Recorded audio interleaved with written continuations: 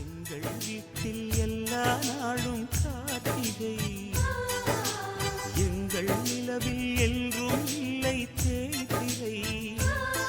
கிளி கூட்டம் போல் எங்கள் கூட்டமே, இது ஆனந்த பூந்தோட்டம், அன்பின் ஆலயம். பாடும் பறவை கூட்டங்களே, பாசத்தின் மொழியை கேளுங்கள். அண்ணன் என்ற சொந்தமே அன்னையானதை பாருங்கள்.